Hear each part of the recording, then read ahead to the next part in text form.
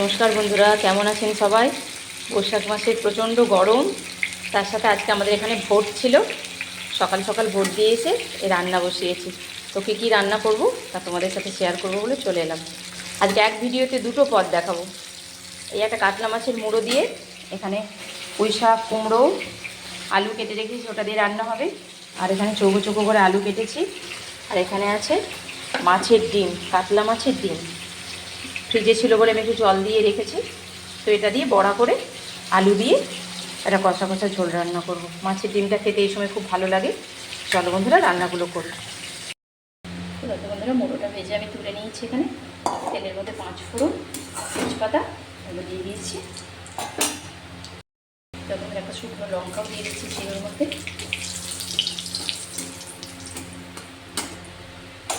এই সবজিগুলো কেটে ধুয়ে পরিষ্কার করে রাখা সবজিগুলো দিয়ে দেবো।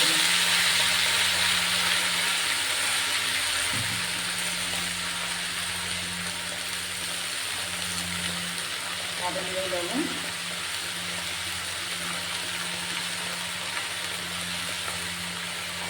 হলুদ,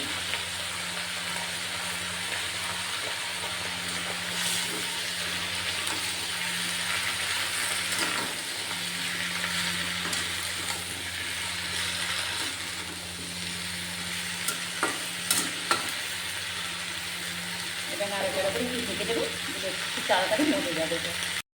এবার দেখুন, মাছের ডিমটাকে ভালো করে ধুয়ে বরফটা বেরিয়ে যেতে পরিষ্কার করে নিয়েছি। এখানে বেসনের সাথে পেঁয়াজ, রসুন কুচি, আদা কুচি এগুলো একটু মেখে রেখেছি, এগুলো এর মধ্যে দিয়ে দেবো। অল্প একটু বেসন দিতে হয় বাইন্ডিংয়ের জন্য, তো আমি এটাকে এর সাথে আলাদা করেই রেডি করে নিয়েছি। দিয়ে এটা দিয়ে সব মাখবো একসাথে।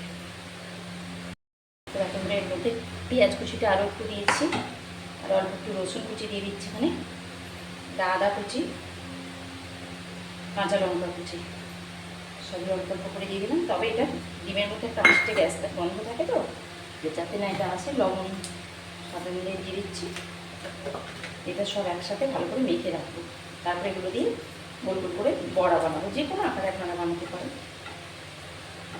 বেসন খুব বেশি দেবেন না, কারণ দিলে শক্ত হয়ে যাবে বড়াটা বেশি। বেসনের পরিমাণটা খুব ঠিকঠাক রাখতে হবে।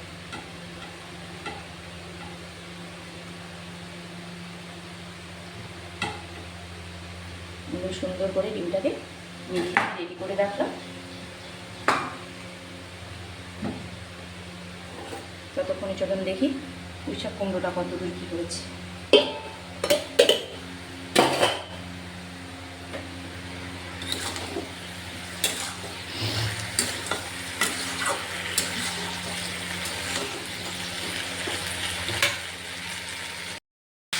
পুঁই শাক কুমড়োটা সুন্দরভাবে কষানো হয়ে গেছে।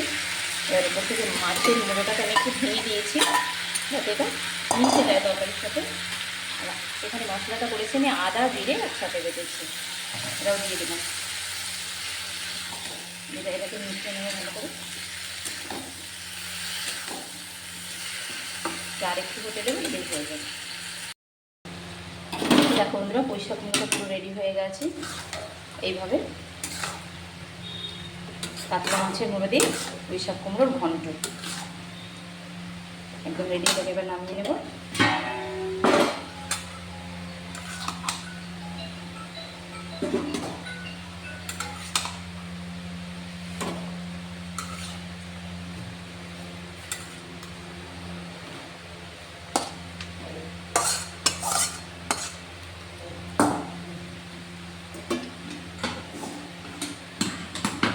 বন্ধুরা, পুঁই শাক কুমড়োটা রেডি করে নিয়েছি। এবার মাছের ডিমের বড়াটা তৈরি করি। তো বন্ধুরা, প্যানটা গরম করে নিয়েছি। এই কড়াইটা আমি বসাই। তোমরা হয়তো দেখে ভাববে এত কালো কেন কড়াইটা। এটা কড়াইটা একটা অন্য ধাতুর। এটা তো আমি একে একে বড়াগুলো দিয়ে দেবো। এতে মাছ ভাজা বা এগুলো ভাজাভুজি জিনিসটা খুব ভালো হয় আমার, তার জন্য আমি এটা ব্যবহার করি।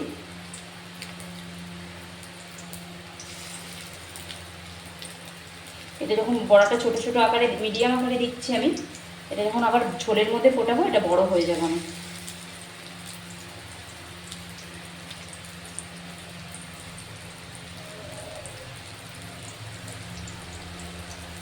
এইভাবে এটাকে ধীরে ধীরে ভাজা করতে হবে। প্রথমেই খুব গ্যাস বাড়িয়ে দিলে চলবে না, আস্তে আস্তে ভাজা হবে।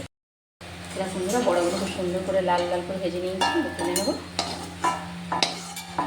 কড়াইতে চলে যখন ফুটে যাবে আরও তখন বড় বড় হবে, এবার আরও কয়েকটা দিয়ে দেবো।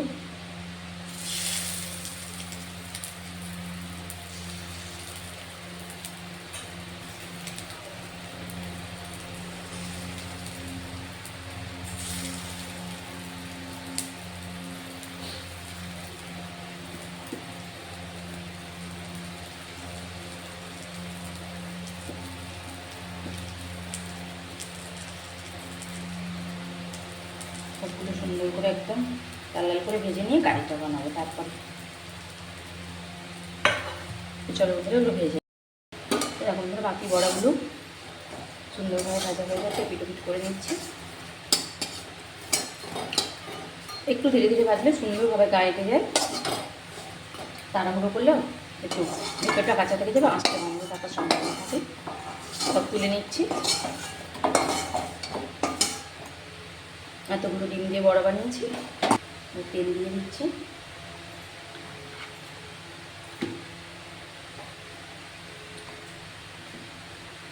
আলু দিয়ে নেব,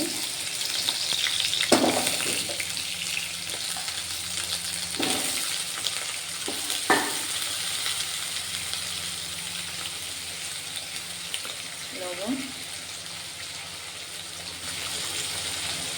হলুদ,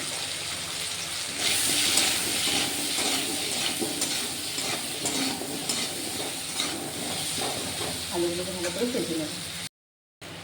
এবার আলুগুলোকে একটু সুন্দর লাল লাল করে ভেজে তুলে নিচ্ছি।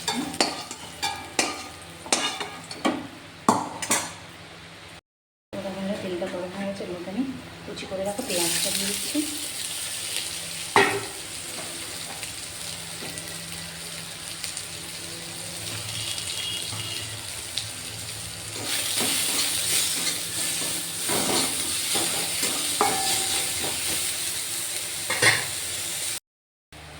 টমেটো কুচিটা দিয়ে দিচ্ছি।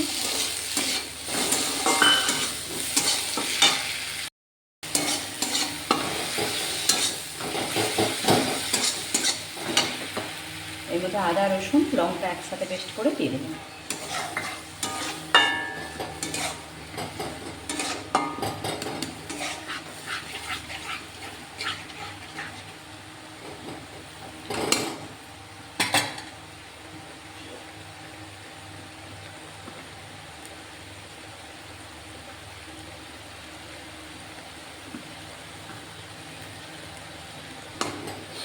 উপর থেকে ভেজে রাখা আলুগুলো দিয়ে দিলাম,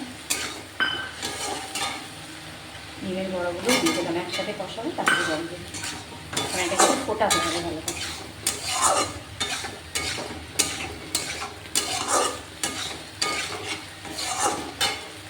দিয়ে জল দিয়ে দিচ্ছি অল্প একটু।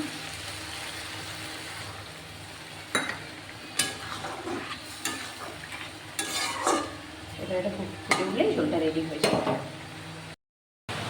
তো দেখো বন্ধুরা কত সুন্দর লাল লাল করে আমি একদম মাছের ডিমের কারি করে নিয়েছি। এখানে খুব সুন্দর দেখতে আছে। ওপর থেকে শুধু ধনে পাতাটা আমি ছড়িয়ে দিয়ে নামিয়ে নেব।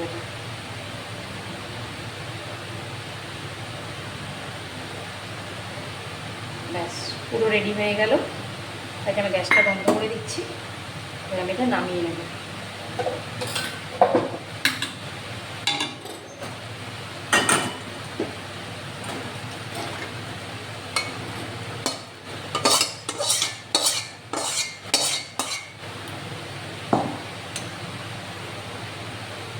মাছের ডিম দিয়ে আম দিয়ে অম্বলটাও ভালো লাগে খেতে। আজকে আমি কারি করেছি আবার মাছের ডিমে অম্বলটা অপরত দেখে বলো বন্ধুরা কেমন হয়েছে আমার মাছের ডিমের বড়ার ঝোলটা। এই দিয়ে আজ লাঞ্চ হবে। চলো বন্ধুরা।